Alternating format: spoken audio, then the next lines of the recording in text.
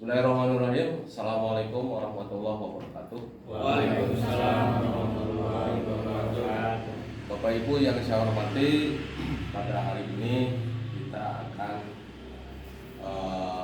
berdiskusi ya tentang komunitas belajar sekolah. Ya.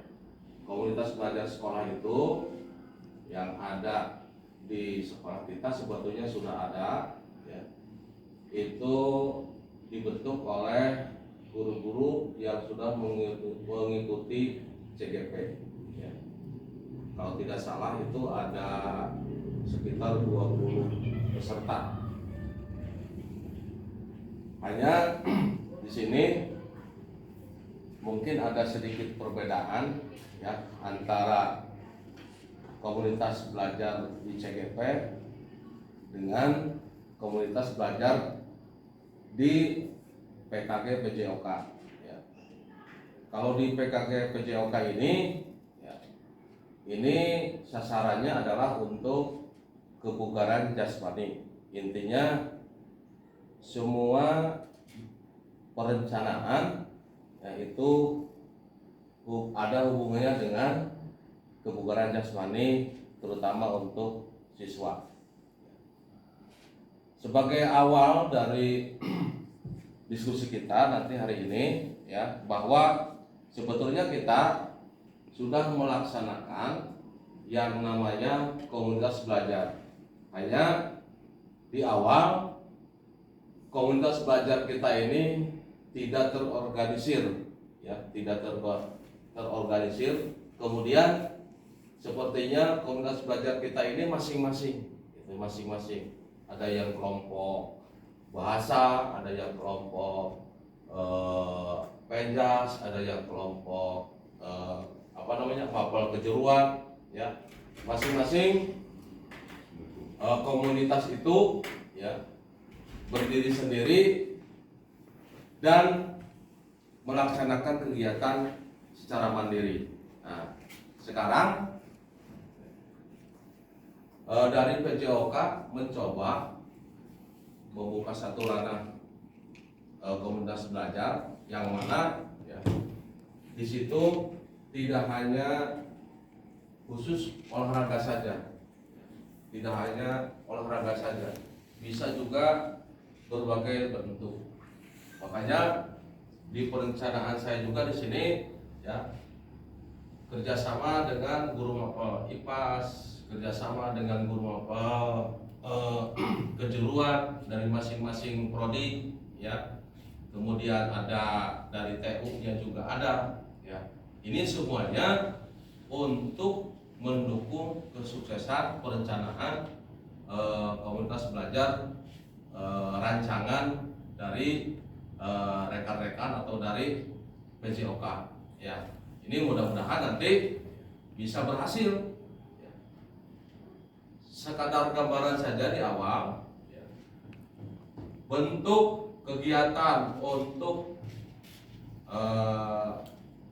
siswa dalam hal ini ya, yaitu suatu kegiatan yang melibatkan tentang tes kebugaran jasmani ya, tes kebugaran jasmani. Nanti sebelum kepada intinya, jadi kebugaran jasmani ya, ini sangat dibutuhkan sekali oleh setiap orang, termasuk kita ya, termasuk kita nih butuh bugar jasmani, butuh kesehatan ya. Kalau kita tidak sehat, tidak mungkin kita bisa bekerja, sekarang tidak mungkin bisa berkumpul ya. Apalagi untuk peserta didik ya, peserta didik ini sebagai penerus kita, sebagai generasi muda ya, otomatis ya perlu peserta didik yang kuat, sehat, dan bugar ya. Kenapa demikian? Setelah mereka lulus dari SMK, dari sekolah kita ini ya, mereka kan akan melamar ke suatu perusahaan, melamar ke pabrik-pabrik atau kemana saja ya. Yang biasanya sebelum dia diterima itu ada seleksi, baik itu seleksi akademis ataupun seleksi tingkat kebugaran jasmani. Nah, ini kita kalau secara akademis mungkin sudah dilakukan setiap hari ya oleh semua guru dari masing-masing mapel ya, baik itu mapel umum, kejuruan ya, semua sudah memberikan secara maksimal ilmu yang dimiliki oleh kita kepada siswa ya. Tapi ya, program latihan untuk meningkatkan kebugaran jasmani ini ya, jarang kita perhatikan, bukan tidak diberikan, tapi jarang diperhatikan. Maka di sini saya mencoba membentuk satu komunitas ya di sini yang menjadi sasaran adalah siswa. Kemudian yang memberikan ya analisa, yang memberikan penilaian, kemudian yang memberikan ranah publikasi mungkin kita semua nanti ya. Jadi di sini memang dibutuhkan ya, kerjasama ya, baik itu guru penjas, guru mapel, yang lainnya juga sangat dibutuhkan sekali. Apalagi ini sifatnya dengan sekarang tingkat kemajuan ilmu pengetahuan ya sudah sangat penting sekali ya, penting sekali ya, untuk diterapkan di komunitas ini. Baik, untuk melanjutkan materinya ya, di sini kita akan membahas tentang program KBS berbasis project ya. Yang judulnya di sini adalah program kesemaptaan ya, dalam rangka membentuk keadaan siap siaga baik secara fisik, mental maupun sosial peserta didik dalam menghadapi situasi kerja yang beragam. Nah ini kenapa dibentuk seperti itu ya? Seperti halnya BKK kita nih di SMK Palasa, ketika ada penerimaan untuk karyawan di perusahaan ya, di kita juga mengadakan tes fisik ya. Kadang-kadang saya laporan dari ketua BKK itu bukan hanya sekolah kita saja, tetapi sekolah dari mana-mana pun ya yang ikut melamar dalam satu perusahaan itu ikut tes di sini ya. Bahkan dari BKK di wilayah Majalengka juga ikut tes fisik di sini ya. Jadi ini memang sangat penting sekali ya. Kemudian yang melatar belakangi dari kegiatan kesemaptaan ini adalah ya, yang pertama kebutuhan kebugaran jasmani ya. Sudah saya sebutkan tadi di awal bahwa kebugaran jasmani ini tidak hanya dibutuhkan untuk siswa saja, tetapi untuk kita juga ya. Supaya apa? Supaya tingkat kesehatan ya, tingkat kebugaran fisiknya itu meningkat. Kalau kita sehat ya otomatis ya, akan lebih cerdas lagi ya, dari semula. Ketika kita sedang sakit mungkin kecerdasan kita akan berkurang karena ada salah satu virus yang mengganggu pemikiran kita ya, mungkin jalan pikiran kita, aktivitas kita sehingga tidak kelihatan cerdas ya. Tetapi ketika keadaan fisik kita sehat ya, insya Allah kecerdasan juga itu akan meningkat ya. Kemudian di sini kesemaptaan jasmani sebagai sifat organ tubuh ya, sebagai sumber kesemaptaan dapat dinyatakan bahwa satu, kesemaptaan dapat dilatih untuk ditingkatkan. Jadi semua siswa, semua orang ya tahu kesemaptaan itu apa ya, kesemaptaan itu apa.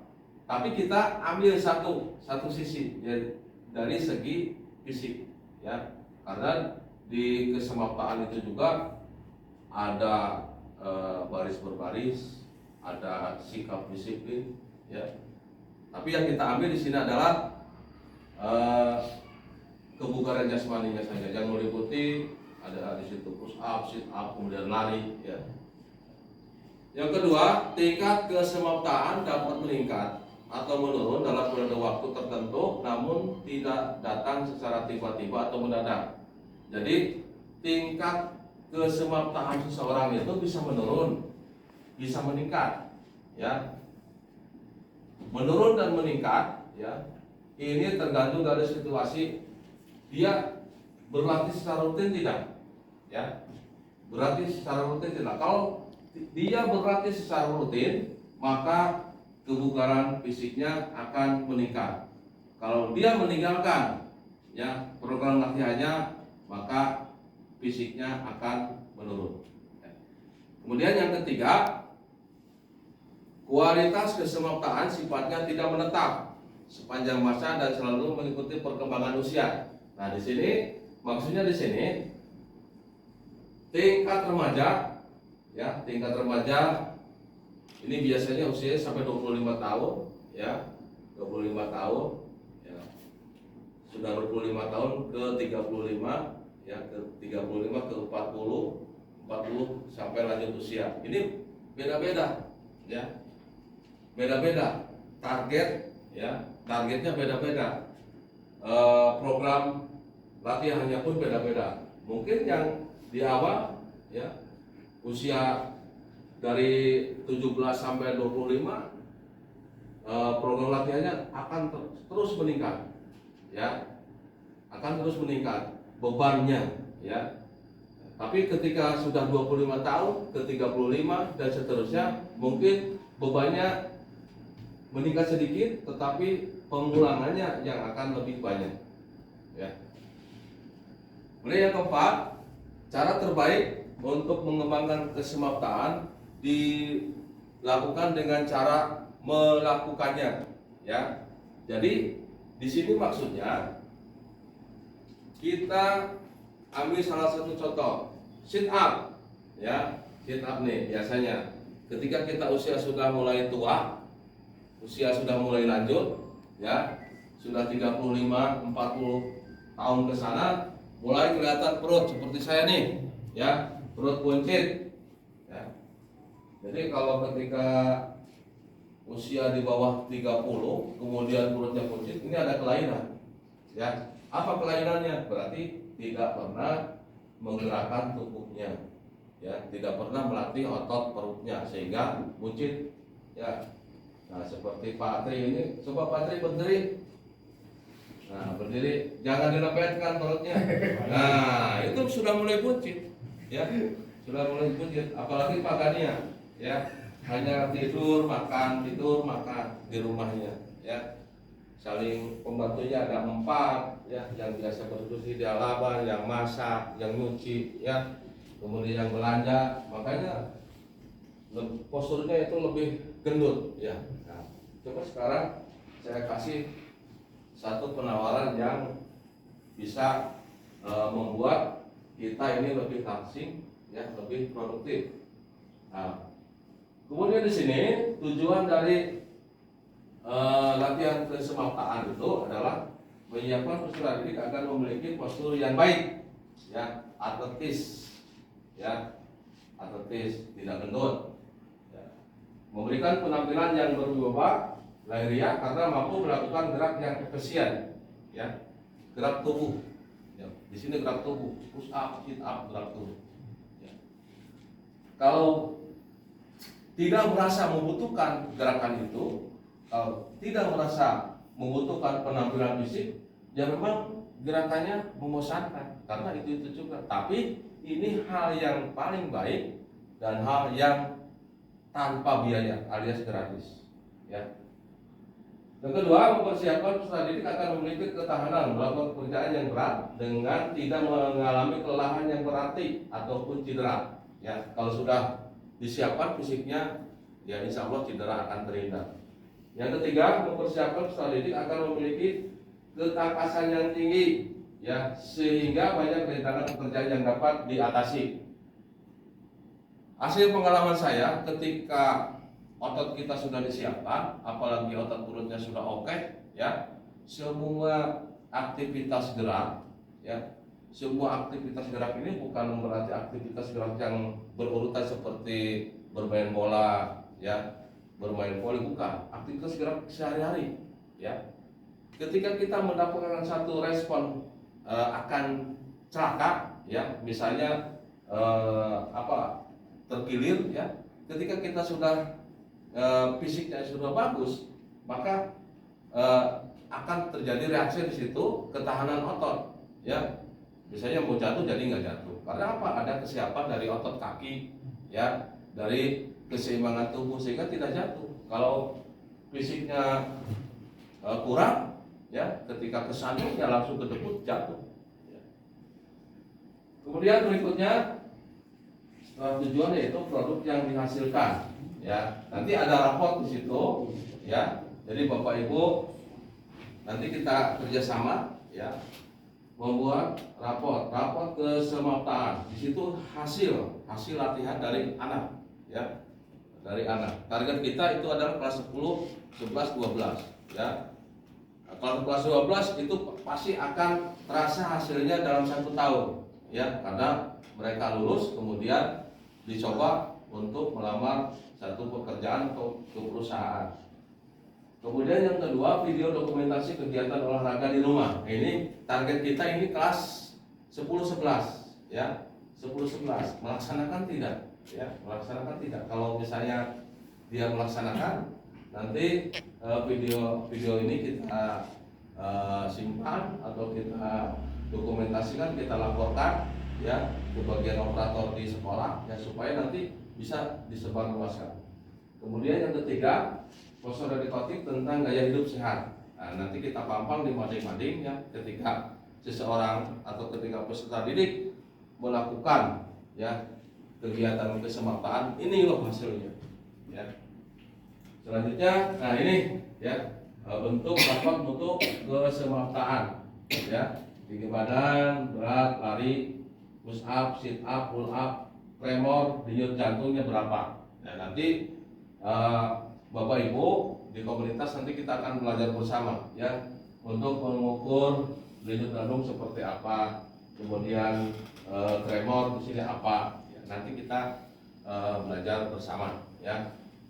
Selanjutnya model pembelajaran, ya, model pembelajaran dan sasaran, ya, model pembelajaran yang digunakan dalam, ya, kesemaptaan ini adalah model pendidikan kebugaran, ya, kebugaran jasmani, ya.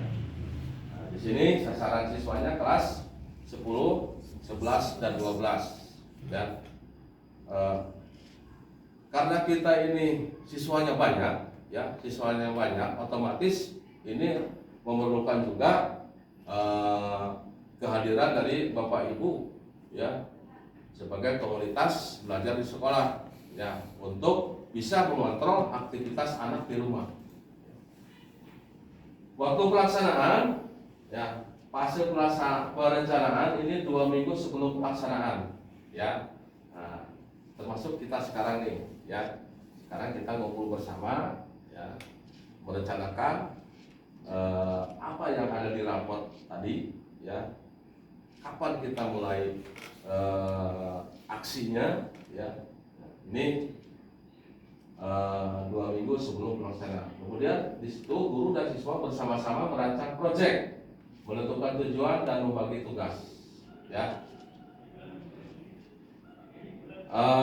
Cara lain yang memudahkan kita, nanti mungkin anak akan kelompoknya dibagi per misalnya per desa, ya, dalam satu lingkungan kampung, ya, ada berapa orang, kita nanti data supaya mempermudah, ya, mempermudah program kita. Kemudian fase pelaksanaan ini di bulan ke-1, 3, 6, 9, 12. Jadi loncat-loncat, ya. Kenapa demikian? Ya, supaya kelihatan ada hasilnya, ya, hasil awal sebelum melaksanakan latihan, ya. Kemudian 2 bulan berikutnya kita tes. Yang latihan lagi 2 bulan berikutnya kita tes. Evaluasi, ya, guru dan siswa melakukan evaluasi setiap selesai pelaksanaan kesemaptaan.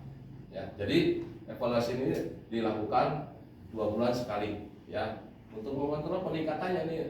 Latihan enggak, ya, kan di awal. Ya. Jadi tingkat kebugaran jasmani ini bisa menurun atau meningkat. Ya. Kalau menurun berarti tidak pernah latihan. Kalau meningkat berarti dia rajin latihan. Ya. Publikasi produk hasil karya. Nah, ini berupa video dokumentasi latihan di rumah, dipublikasikan melalui sosial media, ya, poster penerapan gaya hidup sehat dipublikasikan melalui sosial media juga. Tapi karena kita siswanya cukup banyak, ya, untuk yang kedua ini, ya, poster seperti apa yang tadi di awal, jadi kita coba di mading ataupun di tempat-tempat yang dilewati anak, ya, supaya anak itu tertarik, ya, supaya anak itu tertarik. Karena sepertinya, ya, program kita memang target itu kelas 11, kelas 10, 11, 12. Tapi saya yakin, ya, di situ anak tidak akan mengikuti semua, ya, tidak akan ikut semua, tidak akan melaksanakan program itu semua. Kenapa? Ya, karena mereka mungkin kurang tertarik. Tetapi setelah ada poster-poster, setelah ada dokumentasi yang menarik, ya, bisa saja, ya, anak mengikuti program ini. Target saya tidak muluk-muluk, ya, di situ antara 30-50% saja di awal, ya, untuk di sekolah kita, ya. Ingat sekolah kita ini kan tidak 100 orang, ya, 2464, 50%-nya saja udah 1000 sekian kan. Itu Bapak Ibu yang bisa saya presentasikan, saya jelaskan. Ini mudah-mudahan nanti kita bisa kerjasama kompak, ya, dalam komunitas belajar untuk kesemaptaan, ya, di SMK Negeri 1 Palasar dengan target hasil, ya, minimal 50% anak mengikuti kegiatan ini, ya. Mungkin itu yang sementara yang bisa saya jelaskan. Barangkali ada pertanyaan ataupun masukan dari Bapak Ibu, ya, disilakan. Bismillahirrahmanirrahim. Assalamualaikum warahmatullahi wabarakatuh. Waalaikumsalam warahmatullahi wabarakatuh. Mohon izin Pak Nana menambahkan sekaligus mungkin nanti bertanya. Ya. Tadi yang sudah dijelaskan oleh Pak Nana cukup baik sesuai dengan tingkat SMK Pak Nana. Yang saya lihat program ini ada link and match dengan dunia industri juga ya Pak. Betul. Seperti kita ketahui bersama bahwasannya ketika anak-anak akan melamar di dunia industri, masuk ke perusahaan-perusahaan besar, pastinya bukan hanya tes kemampuan akademik saja. Tes kesemaptaan ini pasti sudah menjadi hal yang wajib dilakukan di setiap anak ketika akan masuk ke dunia industri. Untuk programnya sudah cukup baik Pak Nana. Mungkin masukan saya mungkin untuk tindak lanjutnya harus ada komunikasi dengan kurikulum juga ya Pak ya, karena ada raport mutu kesemaptaannya, barangkali nanti bisa berdiskusi, kemudian lebih bagusnya itu bisa dilegalkan gitu Pak, ada tanda tangan mungkin kepala sekolah di raport tersebut. Jadi proses proses latihan anak itu nanti terpantau dengan baik, perkembangan anak juga terpantau dengan baik. Karena nantinya itu kan outputnya anak itu nanti siap ketika melakukan tes kesemaptaan, nanti masuk ke dunia industri melalui tes kesemaptaan tersebut.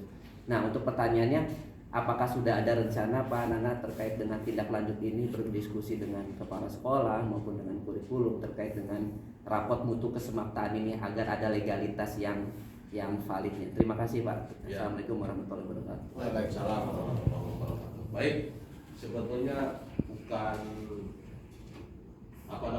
bukan usul dari kami, ya, sebetulnya. Terima kasih tadi masukan kemudian bertanya, ya, komunikasi dengan kepala sekolah dan kurikulum, ya. Jadi saya ini ditagih, ya. Sebelum membuat rancangan ini sudah ditagih duluan Pak, ketika kepala sekolah, kemudian rekan guru yang lainnya termasuk kurikulum melihat, ya, kemarin kan di sini ada job fair Pak, ada job fair kan. Di situ perusahaan membuka ya lowongan pekerjaan. Kemudian seminggu setelah itu mengadakan tes. Ya. BKK mempresentasikan hasilnya bahwa kegiatan penerimaan karyawan itu akademik dan tes fisik. Ya.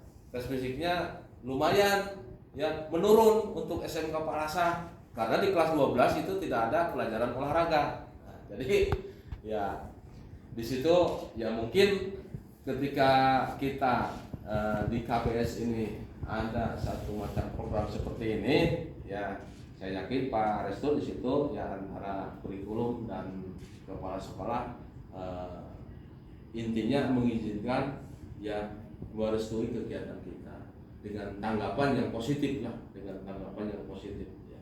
Tergantung nanti kita kolaborasi ya dari semua guru mapel ya. Hasilnya di tahun depan ini untuk calon-calon pekerja dari SMK Palasan ya, fisiknya meningkat nggak gitu.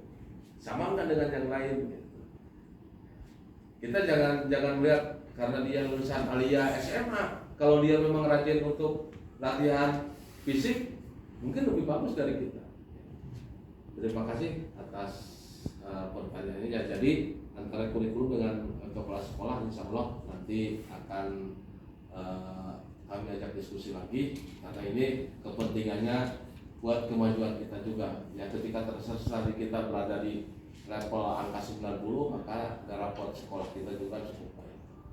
Satu lagi ya silakan Oke, Pak. Saya mendengar bahwa untuk kegiatan semacam ini tentunya nanti kan untuk siswa kemudian nanti dibagi ke kelompok-kelompok, bahkan mungkin nanti ada yang bisa dikelompokkan ke desa-desa. Ya. Yang ingin saya tanyakan nanti dalam kegiatannya yang di kelompok, contohnya di desa-desa, kegiatan olahraga apa nih yang cocok? Apakah senam, apakah nge-gym atau apa nantinya? Terus kemudian di situ kan nanti ada yang membinanya atau yang menjadi pembimbingnya. Nanti apakah mereka juga ikut dalam terjun kegiatan tersebut atau hanya melihat saja atau bagaimana? Mohon untuk dijelaskan. Ya baik. Cukup Pak. Cukup. Ya baik, terima kasih atas pertanyaannya yang cukup baik sekali. Sebetulnya ini sudah merambah ke level yang lebih tinggi ya pertanyaannya. Untuk sementara Pak di sini kita dasar dulu ya, dasar dulu. Jadi setelah kita lihat di raport mutu ya. Nah, raport mutu target kita itu apa? Misalnya push up, sit up ya, dua macam lah. Kita jangan banyak-banyak. Nah, kita kasih program sit up dan push up ya dalam 2 bulan itu. Misalnya minggu ini kita kasih target 3 kali latihan ya. Dalam minggu awal misalnya siswa melakukan push up 10 kali, sit up 10 kali. Selesai kan? Kemudian minggu keduanya naikkan jadi 15 ya. Kemudian minggu ketiganya naikkan lagi jadi 20. Itu contoh ya. Nah, kenapa saya inisiatif untuk mengelompokkan di masing-masing kampungnya ya, di masing-masing tempatnya ini untuk memudahkan mereka untuk berlatih bersama ya, berlatih bersama. Kalau sendiri-sendiri saya yakin malas mereka ya. Tapi kalau misalnya berlatih bersama ini ada motivasi ya, ada motivasi dari mereka. Nah, kelanjutannya seperti apa yang dikatakan oleh Pak Dudi tadi ya. Setelah itu baru karena di situ ada satu kelompok ya yang berlatih, otomatis mereka ingin ke olahraga yang lainnya ya. Pasti seperti di lingkungan saya itu kan mereka pasti akan menggunakan sarana lingkungan tempat olahraga ya yang punya ini. Di saya itu ada lapangan sepak bola, ada lapangan bola voli, ada tenis meja ya. Saya yakin ketika dikasih tugas untuk membuat kelompok, maka dia akan berlatih di lapangan bola voli ya. Tidak sembarangan, tidak di rumah, pasti di lapangan bola voli karena di situ ada kelompok ya. Sudah barang tentu setelah dia melatih fisiknya dilanjutkan dengan permainan.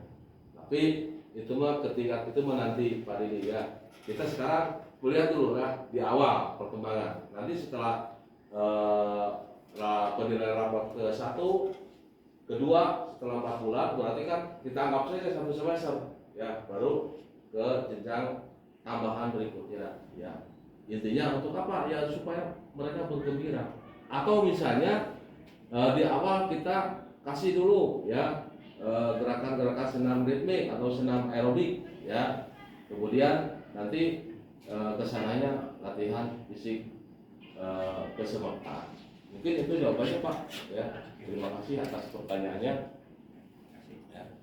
Jadi Bapak Ibu ya memang ini merupakan kerja keras ya, kalau kita tidak direncanakan ya kemudian kita tidak dipandu ya hasilnya pasti nol. Tapi kalau kita kerjasama yang baik kemudian kita mengontrol ya dengan lebih ya, kepada siswa peserta didik, insya Allah kegiatan ini bisa berjalan dengan lancar dan menghasilkan apa tujuan dari sekolah kita ya, seperti yang ada di visi misi kan ya, mewujudkan siswa yang berkualitas ya, bersertifikat ya.